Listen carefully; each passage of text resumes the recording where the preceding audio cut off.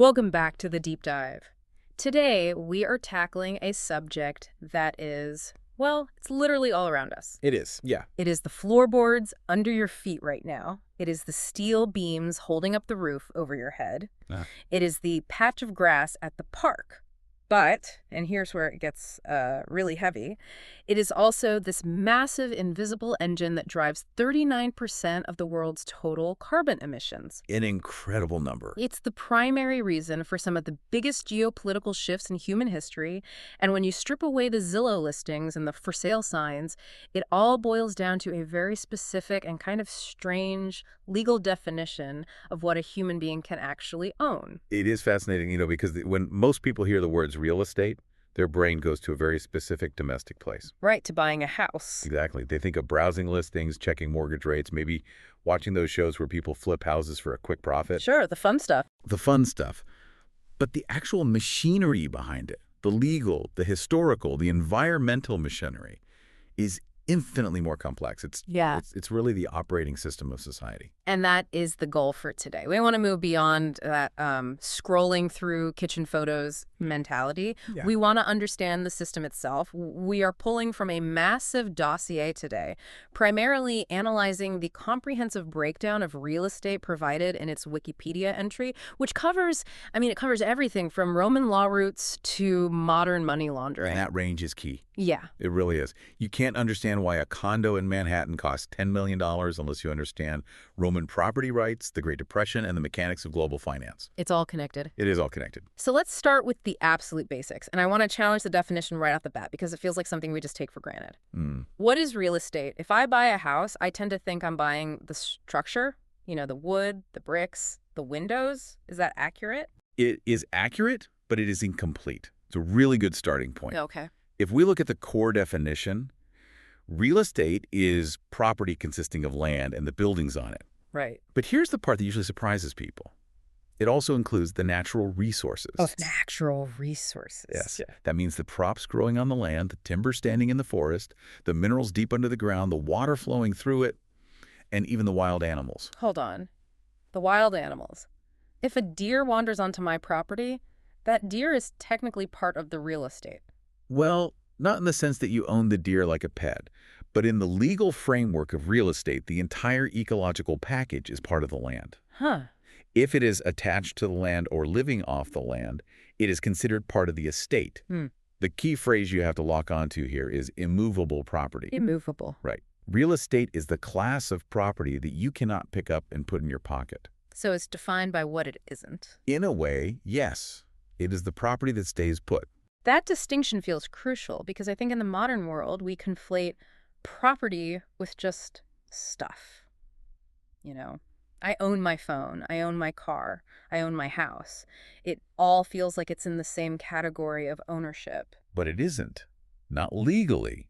And this is where we get a really interesting aha moment if we look at the etymology, the origin of the words themselves. Okay. The word real in real estate isn't real, as in, opposed to fake. Right. It relates to the land property itself, as distinct from personal property. Okay, so real means related to the land. Exactly. And the word estate, that refers to the interest a person has in that land property. Okay, that sounds a bit like legalese. Interest in the land. Does that distinction actually matter in the real world, or is it just something lawyers say to bill more hours? Oh, it matters immensely. Immensely. Because interest implies a relationship. It's not just absolute ownership. What do you mean? You can have an interest in the land without having total control over it. For example, you can have the land, the real, but someone else owns the mineral rights underneath it. Oh, I've heard of that. Right. So if I sell you the real, the surface land, but I keep the estate or the interest in the minerals, I can technically come back and start drilling in your backyard. So real is the dirt, and estate is the bundle of rights attached to the dirt. That is a great way to put it. A perfect way. And to clarify that distinction you mentioned between stuff and real estate, we have to look at personal property. Okay. The law draws a very hard line here. Real estate is immovable. Personal property is not permanently attached. I assume this is why when you buy a house, the seller takes the fridge but leaves the built-in dishwasher. Exactly. That is the classic example. It's the one everyone uses. The fridge is usually on wheels. You can unplug it and roll it away. So that's personal property. It's personal property, or the old term is chattel. The dishwasher, on the other hand, is plumbed into the wall. It is screwed into the cabinetry. It has become a fixture. It has become part of the real estate. It has become part of the real estate, correct. So it's the difference between a chattel and a fixture. Precisely. Vehicles, boats, jewelry, furniture, that is all personal property. Even the rolling stock of a farm, like the tractors and combines, is personal property. Even though it's used on the land. Right.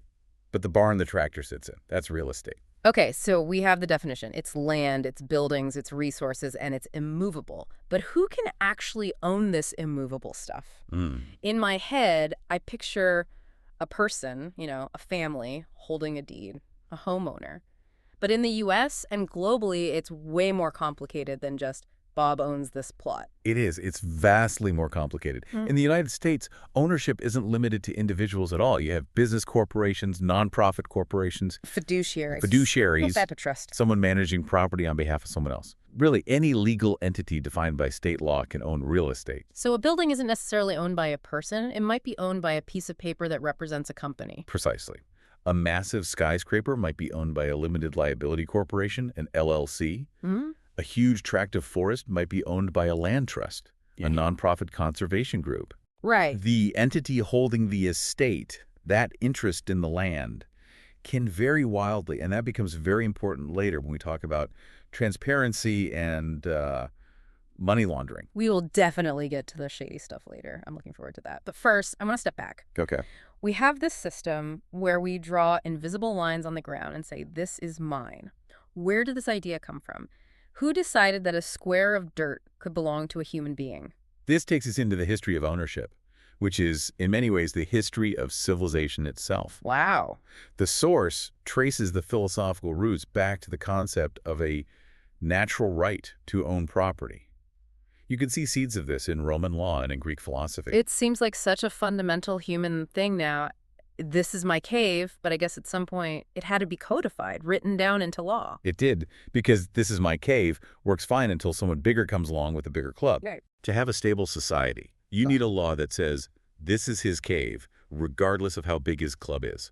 So by the 15th and 16th centuries, you had writers discussing what they called universal law or natural law regarding private property. And what were they grappling with? They were trying to figure out international relations, really. If a citizen from England owns property but travels to France, is it still theirs? How do we handle foreign investments? These were new global problems. So it was about protecting your assets when you weren't standing right next to them to physically defend them? Precisely. It's the software that runs the hardware of land, the rules that everyone agrees to play by. There is a key figure mentioned in the source, a Swiss philosopher named Emmerich de Vattel. Okay. He wrote a treatise in 1758 called The Law of Nations. And he really conceptualized this idea of private property as a natural law that nations had to respect, even with each other's citizens. 1758. That's right in the middle of the Enlightenment. It is? It's interesting how these abstract philosophical ideas translate directly into hard cash and fences and, property lines. Well, without Vattel and those concepts, you don't really have a modern real estate market. You just have feudalism or, raw conquest. Speaking of the market, the source mentions the birth of the appraisal industry. I always assumed that was a modern banking thing, The bank sends a guy out to make sure the house is worth the loan. But this goes back way, way further. Much further. It actually began in England in the 1500s. The 1500s? Yep. And it wasn't about mortgages back then. It was about agriculture. Agriculture? Huh. Well, think about it. England was a primarily agrarian society. You have landlords, you have tenant farmers. They needed to clear land and prepare it for farming. Okay. So they needed to know what that land was worth in terms of its potential yield. How much food could it produce? So the first appraisers weren't looking at school districts or crime rates or, curb appeal. They were looking at soil quality. Essentially, yes. They were asking, how many bushels of wheat can I grow on this field? Or how many turnips can I grow on this hillside? That makes so much sense. In England, they use the term surveying. But as the practice moved to North America, the term appraising became the standard. But it's all about the same thing, putting a value on the utility of the land. And speaking of value, we have to talk about what might be the biggest real estate transaction of all time, at least in terms of its impact on the map. The Louisiana Purchase. The Louisiana Purchase. A monumental moment, 1803. I think we learn about this in grade school, but we don't really think about it as a real estate deal. No, we don't. We think of it as history. But it was a purchase, a transaction between a seller, France, and a buyer, the United States. It was. It was signed via treaty. And the numbers, when you break them down today, are just absolutely staggering in how small they are. Let's unpack that math, because this blows my mind every time I hear it. So the total cost was $15 million. Okay, which sounds like a lot of money in 1803, and it was. It was a significant sum, but you have to look at what they bought. It literally doubled the size of the United States. It paved the way for all of Western expansion. And when you divide that $15 million by the sheer amount of land acquired, Here it comes. it creates a price point of roughly 4 cents per acre. 4 cents per acre. You can buy a single blade of grass for 4 cents today. Not even a speck of dirt. It is absurd. But why? Why was it so cheap? Was the land considered worthless? No, not at all. The land was incredibly valuable. It had fertile plains, the entire Mississippi River system. So what was it then? This teaches us a massive lesson about real estate value. Think about what that 4 cents actually represents. It wasn't a market price based on soil quality or timber. It was a distress sale. Napoleon was in trouble. Napoleon was in big trouble. He needed cash, and he needed it fast for his wars in Europe. But more importantly, he couldn't defend the territory. He knew that if he didn't sell it to the Americans, the British might just take it from him, or the Americans would eventually just expand into it anyway. So he couldn't enforce his ownership. He couldn't. It teaches us that at the highest level, real estate value is entirely dependent on political stability and the ability to enforce your claim. You can have the best land on earth, but if you can't stop someone else from taking it, it's worth pennies. That is a profound point. Value isn't just about the dirt, it's about the security of the claim. Exactly. So the U.S. gets this massive amount of land that opened the floodgates. When did it become a business? When did we get the guys in the blazers with the business cards? It started to professionalize in the mid-19th century, especially in the growing cities. The source notes the oldest real estate brokerage firm was established in 1855 in Chicago. Chicago. It was originally called L.D. Olmsted & Co. And are they still around? I'm curious. They are. They are now known as Baird & Warner. That is wild. 1855, that's before the Civil War, before the light bulb. It shows you how deep the roots of this industry are in American cities. Chicago was booming, it was the gateway to the West, and someone needed to manage the buying and selling of all that new property. It makes sense. Then, as the chaos of the market grew, people realized they needed standards. They needed some rules. So in 1908, you get the founding of the National Association of Realtors, also in Chicago. And I noticed the source made a specific point about the word realtor. We tend to use real estate agent and realtor interchangeably, but they aren't the same thing, are they? No, and the association is very, very protective of this distinction. I bet. The term realtor wasn't coined until 1916. It was created specifically to identify these professionals who were members of the association and, crucially, adhered to a code of ethics. So it was a branding move. It was a branding move, essentially, to separate the professionals from the casual and perhaps unscrupulous land peddlers of the time. It was a way to say, I'm not a shark, I'm a realtor. Exactly. You can trust me. So things are booming. We have realtors, we have firms, cities are growing. Yeah. And then 1929 hits. The party stops. The Great Depression. And for real estate, it was just catastrophic. We talk about stock prices crashing, but real estate values fell off a cliff. How bad was it? The source says that over the 4 years following the 1929 crash, real estate values depreciated by 50%. Half the value gone. Yeah. Just evaporated. Think about what that does to an economy. It freezes everything. People couldn't sell their homes because they were underwater. They owed more on the mortgage than the house was worth. And banks couldn't lend because all their assets are suddenly worth half as much. Exactly. The entire system seized up. And that crisis forced the government to step in. They couldn't just let the housing market die. Right. They basically had to invent the modern housing finance system from scratch. You get the Banking Act of 1933 and then the National Housing Act of 1934. And what did these do? They created the concept of mortgage insurance, managed by the FHA, the Federal Housing Administration, and the FDIC. Before this, buying a home was incredibly difficult for the average person. Why? Because you often needed huge down payments, like 50% of the home's value, and very short repayment terms, like 5 or 10 years. 50% down. That would make home ownership impossible for almost everyone today. It would. It was a luxury for the wealthy. These acts were designed to try and democratize it, to make it accessible. And then came the biggest player of all, Fannie Mae. 1938, the Federal National Mortgage Association. Yes. And its purpose, which sounds very technical, was to serve as a secondary market for mortgages. I want to pause on this because secondary market is one of those finance terms that makes people's eyes glaze over. It does. But it's the reason most of us can buy homes. Explain it like I'm 5. What is a secondary market for a mortgage? Okay, that's a great challenge. Imagine your local bank is a bathtub full of water. The water is the cash they have to lend. Okay, I'm with you. Bathtub full of cash. When you come in to borrow money for a house, the bank takes a big bucket of water out of the tub and gives it to you. You promise to pour it back in, drop by drop, with interest over 30 years. Makes sense. But if 10 people come in and borrow money, the bathtub's empty. The bank has no more water to lend. So they're stuck. They are stuck. They have to wait for those first 10 people to slowly pay them back before they can help the 11th person. The system jams up. So nobody else gets a loan. Right. Fannie Mae was created to be a giant tanker truck that pulls up to the house. They say to the bank, hey, give us those empty buckets, the IOUs from the borrowers, and we will fill your bathtub back up with cash right now. So the bank gets their cash back immediately. Correct. Fannie Mae buys the mortgage from the bank. Now the bank has liquidity, a full bathtub to lend to another home buyer.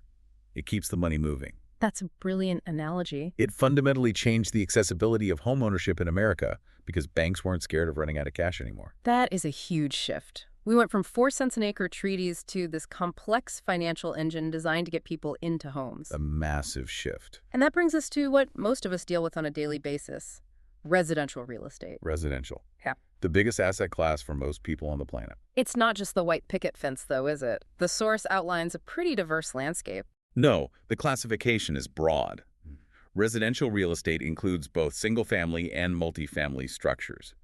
The defining characteristic is that it's available for occupation or for non-business purposes. So living in it. Basically, yeah. And despite how expensive it feels to buy a home these days, the ownership rate is actually still pretty high in the U.S. It is. The source cites the Congressional Research Service, and in 2021, 65% of U.S. homes were owned by the person or family occupying it. That is a majority, certainly. But home looks different depending on where you are. I loved the breakdown of housing types in the source.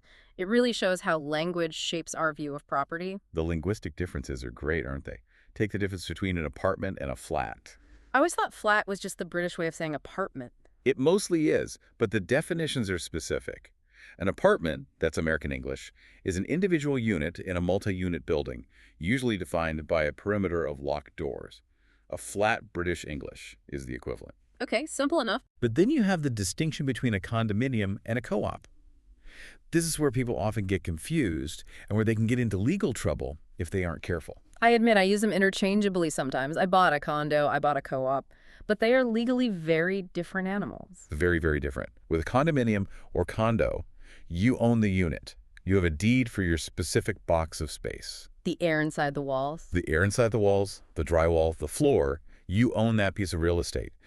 The common grounds, the hallways, the gym, the pool are shared jointly with the other owners. Okay, so I own the apartment and we all own the lobby together. Correct. Now, a co-op or a housing cooperative is totally different. In a co-op, you do not own your unit. You do not own any real estate at all. You don't? Then what are you paying for? What do you get? You are buying shares in a corporation. Oh. That corporation owns the entire building. Your shares then grant you what's called a proprietary lease, which is the right to occupy a specific unit. You are a shareholder in a company, not a real estate owner in the traditional sense. That is a massive difference. That means my neighbors are technically my business partners. Exactly, which is why co-op boards are notorious for being strict and intrusive. The dreaded co-op board interview. Right. If your neighbor stops paying their maintenance fees, the corporation suffers, which means you suffer financially.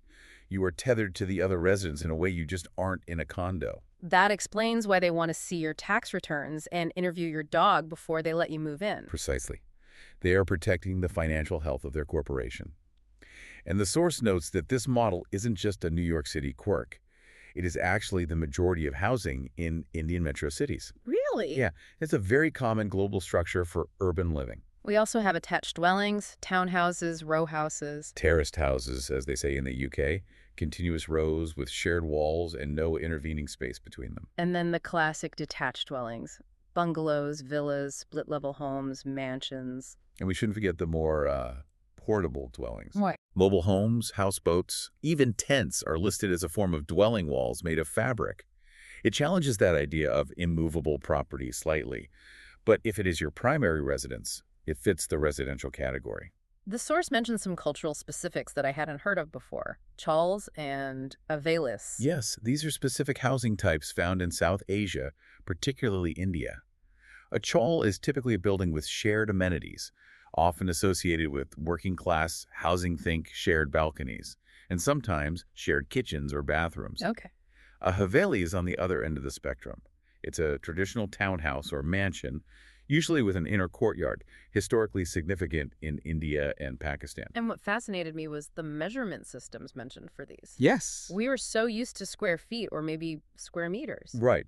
But for havelis and chawls, the source mentions measurements like the gaz, which is a square yard, and other units like quila, marla, and bega. It just reminds us that real estate is deeply local.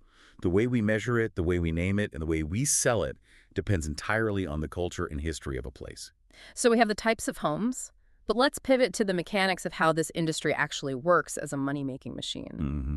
We have talked about buying a home to live in, but what about the business side?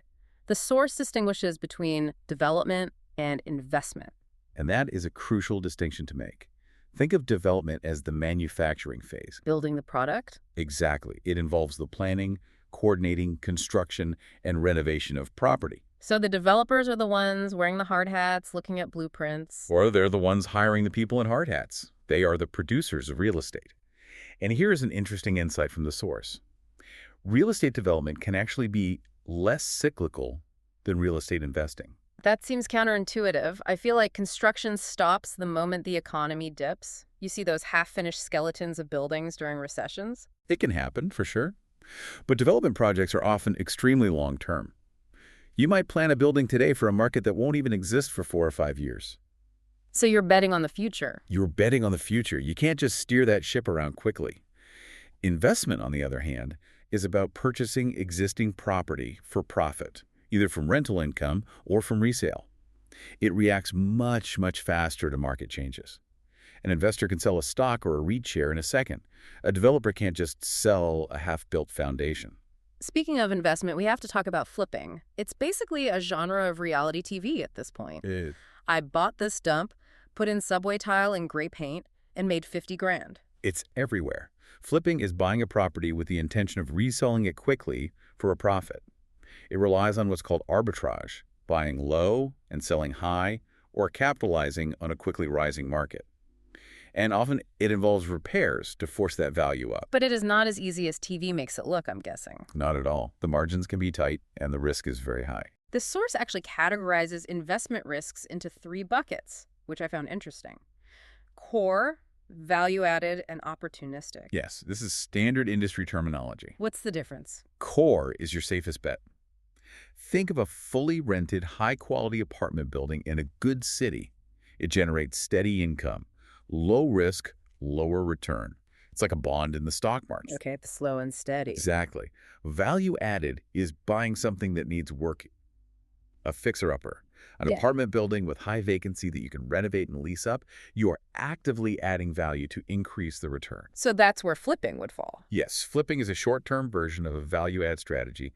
And then you have opportunistic. The high-risk stuff. The highest risk. This is ground-up development, buying land and building from scratch, or buying in a totally unproven emerging market. That's where you can make an absolute fortune or lose your shirt. And there's a concept mentioned called hedonic regression, which sounds like a very fancy band name, but I assume it's an economic term. It is. And it's vital for understanding why real estate is a tricky investment. It refers to the fact that real estate values, specifically the building, the improvements, tends to depreciate with age. Wait, I thought real estate always goes up. Buy land, they aren't making any more of it. The land might go up, that's the Mark Twain quote, but the house itself is falling apart from the second it's built. Oh, right. Think of a house like a brand new car that you've parked on a plot of solid gold. The house itself is rotting a little bit every day. The roof aims for leaks, the pipes aim for rust, the kitchen style goes out of fashion. That's hedonic regression. The physical asset is trying to go to zero. Exactly. But the ground beneath it, the gold, is usually getting more valuable due to scarcity and location. So real estate investing is essentially a bet that the land value will appreciate faster than the house falls apart. That is a brilliant way to visualize it. You are fighting entropy with location. You've got it. Now we need to talk about the darker side of investment. The source brings up luxury real estate, but not in the, selling sunset kind of way. It talks about it as a vehicle for stored value. This is a huge and often invisible phenomenon we see in major global cities. London, New York City, Vancouver, Miami. And what does that mean, stored value? It means luxury real estate isn't always about having a place to sleep. For a certain class of global elite, it is often used as a safety deposit box made of concrete and glass. So people buy a $50 million penthouse and just leave it empty. Exactly. The source is explicit about this. It says luxury real estate is used to store value, particularly by wealthy foreigners. And sometimes it's for a more nefarious purpose. Money laundering. I think we hear money laundering and we think of, casinos or strip clubs from the movies. How do you launder money with a penthouse? It's actually cleaner and easier with real estate. Right. Let's trace the money. Suppose you are a corrupt foreign official or a criminal in a country with a weak rule of law. You have $10 million in illicit cash that you don't want your government to find and seize. You can't just put it in a bank account because they'll ask questions about where it came from. Right. Anti-money laundering laws. Exactly. So what do? You set up a shell company, let's say an LLC in Delaware, where corporate anonymity laws are famously very strong. You don't have to list your name on the public documents. Okay, so now Mystery LLC exists. Mystery LLC then takes your $10 million in cash and buys a luxury condo in Manhattan. It pays in an all-cash transaction. And that's key. No mortgage. That's the key. Because there is no mortgage. There is no bank scrutiny. No lender is doing a background check on you or your source of funds. So the seller gets the cash, and Mystery LLC gets the deed to the property. Correct. And just like that, your dirty money has been converted into a clean physical asset, a penthouse on 57th Street. It is stable, it holds value, and it is incredibly hard for your home government to touch because it's now under U.S. law and owned by a faceless corporation. And you don't even have to live there. You don't even need a key. You don't want to. You just want the asset. That explains why you see those super tall, super skinny pencil towers in New York that look completely dark at night. Nobody is home. Nobody is home. The vacancy is a feature, not a bug. They have no intention of renting them out. It's just a line item on a balance sheet.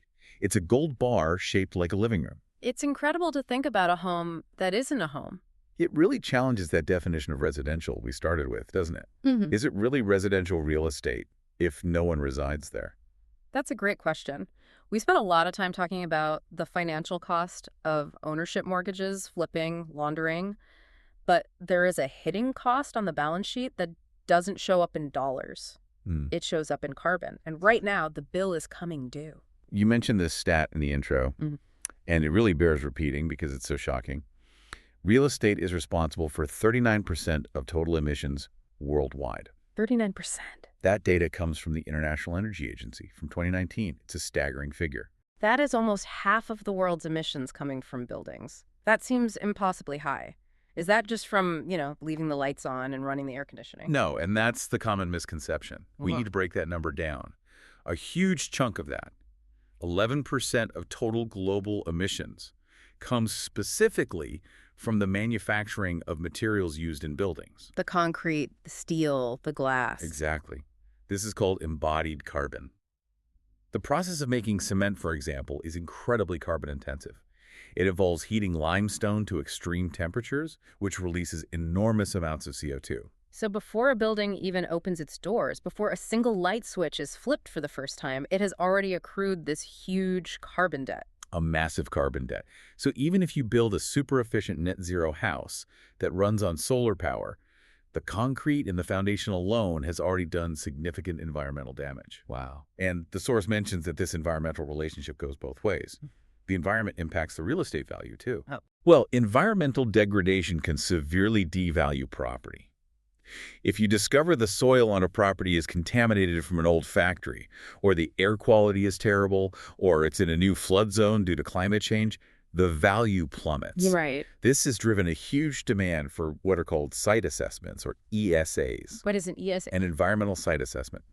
Nowadays, for almost any commercial real estate deal or private development, you have environmental surveyors and engineers come in. And what do? They examine the land for any existing contamination, and they also analyze the potential environmental impact of the new development. You can't just build blindly anymore. If you buy a piece of land that turns out to be a toxic waste dump, you are now liable for the cleanup. So it's a huge financial risk. A massive risk. And this, in turn, has led to the rise of green development. Which has been growing since the 1970s environmental movement, right? It has. It's not just a buzzword anymore. The source says it focuses on 3 key areas: environmental responsiveness, resource efficiency, and sensitivity to cultural and societal aspects. So things like LEED certification for buildings. Yes, LE is a big one. Also green infrastructure, like permeable pavements and green roofs, and conservation development, where you cluster homes to preserve open space. But that third point stood out to me: sensitivity to cultural and societal aspects. Yeah. Usually when we talk green, we talk about energy usage or water conservation. But this implies that fitting into the community is part of being sustainable. It is. A building that the community hates or that displaces a vulnerable population isn't truly sustainable because it creates social friction and instability. That's a really good point. Which is a perfect segue to the societal and legal side of real estate. Because real estate is where society physically organizes itself. And historically, that organization hasn't always been fair. No, it has not. The source brings up the Civil Rights Act, specifically Title VIII. Which is better known as the Fair Housing Act of 1968. This was a landmark piece of legislation in the United States. And what did it address? It directly addressed the long history of racial segregation in housing.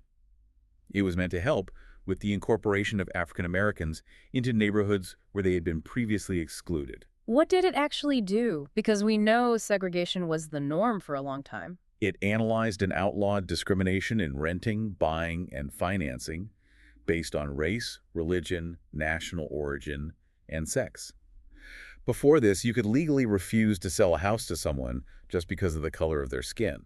A bank could refuse a mortgage on the same basis. Exactly. Or a developer could put a restrictive covenant in the deed of a house saying this house can never be sold to a black family or a Jewish family. Which happened all the time. All the time. The Fair Housing Act was the legal mechanism to try and stop that. It's a powerful reminder that real estate laws are often civil rights laws. Because access to property is access to wealth. It is. If you are systematically locked out of the real estate market, you're locked out of the primary way that most families build generational wealth. Precisely. Right. And the way we access that market, the information about it, changed forever in 1999. The internet era arrives. The source notes that real estate platforms appeared on the World Wide Web in 1999. This changed everything. Before that, the realtor held all the cards. They had the book. They had the big book of listings, the MLS book. You had to go to their office to see what was for sale in your town. Information was hoarded. It was a key part of their value proposition. Now that information is democratized. Absolutely. I can sit in my pajamas in Chicago and see inside a house in Tokyo. I can check the tax history, the school ratings, the price history for the entire neighborhood. It completely leveled the playing field for the buyer. But while the information is easier to get, the legal concepts behind it are still incredibly dense. They are. And just as important as ever. There are a few terms in the source that I've heard thrown around in movies or TV shows, but I frankly don't really know what they mean. I want to unpack these because they define what you actually own. Let's do it. Let's start with fee simple. It sounds like a paradox. Simple, and yet there's a fee. It does, but it's the most common and most complete form of ownership. When you buy a house, you assume you own it entirely, forever. In the law, that's called a fee simple estate. Okay. Think of it as owning the whole bundle of sticks. You can sell it, you can lease it, you can burn it down if you want, you can leave it to your kids, you can paint it bright pink. It is the absolute ownership of the land. Okay, so fee simple is the gold standard of ownership. Contrast that with something called a life estate. A life estate is like owning a book, but you have to give it back to the library when you die. That's a great way to put it. I could give you a house, but specify in the deed that it is a life estate. You can live there for your entire life. You can even rent it out and collect the income, but you can't sell it. And you can't leave it to your children in your will. When you die, The house automatically reverts back to me or my heirs, or it goes to someone else I designated from the start. That feels very Downton Abbey. You know? It's a way to control property from beyond the grave. It is. It's an old concept from English common law. Now, what happens if you own a property fee simple, but you die, and you have no will and no heirs? The house just sits empty forever, becomes a haunted house. No. This is where a fantastic legal term called escheat comes in. Escheat. Sounds like cheating. It's an old feudal term. It basically means the property transfers to the state. The legal theory is that property can't just belong to no one, so the government is the ultimate backup owner. If there is no legal owner found, the state takes it. Okay, so that's how you lose property by dying. But the source mentions a way to gain property by, well, basically by stealing it, right? Adverse possession. The squatter's rights law. This one always fascinates people. It's essentially acquiring property rights through usage and occupation without paying for it. How does that actually work? I can't just camp in your yard for a week and then claim it's mine. No, it's much harder than that. The use has to be open and notorious. You can't be hiding. It has to be continuous, hostile meaning without the owner's permission, and exclusive for a certain number of years. And how long is that? It varies by state, but it's usually a long time, like 10, 15, or even 20 years. So if there is a vacant lot next to my house that nobody uses, and I start mowing it, put up a fence, plant a garden, and the legal owner just ignores me for 20 years? You might be able to go to court and claim that the property is legally yours through adverse possession. The law assumes that land should be used productively. If the owner cares so little about their property that they don't even notice you fencing it off for 2 decades, the law eventually sides with the productive user over the negligent owner. That is wild. It's use it or lose it, codified into law. It is. Last one, Torrens title. What is that? This is a system of land registration that's designed to simplify things. Mm-hmm. In most of the U.S., to prove you own a house, you have to trace the deeds back 60 or more years to make sure the chain of title is clean and nobody else has a claim. Right, title insurance. Exactly. A Torrens title system gets rid of that. The government maintains a single definitive register of who owns what. If your name is on the register as the owner, you own it, period. There's no need to look at old deeds from 1920. It makes transferring property much safer and faster. It's amazing how much language and how many concepts are hidden inside the walls of a house. We think of it as bricks and pipes, but it's really a construct of words and laws. It really is. It's an abstract concept made physical. So we have covered a lot of ground today, pun absolutely intended. Mm-hmm. We started with the core definition. It's the land plus the estate, the interest in it. We went back to the Romans and the philosophical idea of a natural right to property. We saw the industry rise from agricultural appraisers in the 1500s, who were basically just counting turnips, to the massive Baird and Warner brokerage in Chicago. We watched the market crash in 1929 and get completely rebuilt by Fannie Mae filling up that liquidity bathtub for the banks. We looked at the difference between a condo and a co-op owning the box versus owning the shares, and how luxury apartments in New York are sometimes just piggy banks for money launderers using anonymous Delaware LLCs. And we confronted that huge environmental cost. The 39%, the embodied carbon debt, and the legal frameworks that try to keep the system fair, like the Fair Housing Act. It really drives home the point that real estate isn't just about location, location, location. It's about law, history, and environment. Absolutely. It is the physical manifestation of our economy and our legal system. Whether it is a tiny home on wheels or a massive skyscraper, every single piece of real estate tells a story about who owns it, how they bought it, and what rights they have. And as we wrap up, I want to leave the listener with a thought that really stuck out to me from the See Also section of the source material. It was just a single line item. It listed extraterrestrial real estate. Oh, yes. The ownership claims of property on other planets or moons. It sounds like a joke, like science fiction. But think back to the Louisiana Purchase. France claimed a massive chunk of North America, a place they could barely control, sold it to the U.S. for 4 cents an acre, and that changed history. Right. That was based on the natural law of the time. We are now entering an era where companies and countries are seriously looking at the moon and Mars as places to set up shop. It raises the ultimate question. Do the concepts of natural law and property rights that we discussed today apply in space? Can you have a fee simple estate on a crater on the moon? If Elon Musk builds a base on Mars and stays there for 20 years, is that adverse possession against humanity? It's a wild thought. We are still figuring out how to share the Earth, and pretty soon we'll have to figure out how to share the stars. Indeed. The next, the law of nations might be the law of planets. So the next time you walk into your apartment or look at a for sale sign, remember, you aren't just looking at bricks and mortar. You are looking at thousands of years of history, law, and incredibly complex machinery.